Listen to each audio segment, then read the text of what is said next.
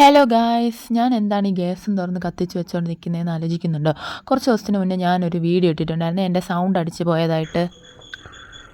Good morning good morning good morning.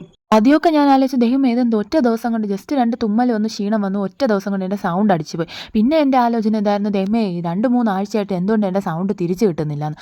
അതെല്ലാം കഴിഞ്ഞപ്പോഴാണ് ഈ ഒരു ന്യൂസ് ഞാൻ കണ്ടത്.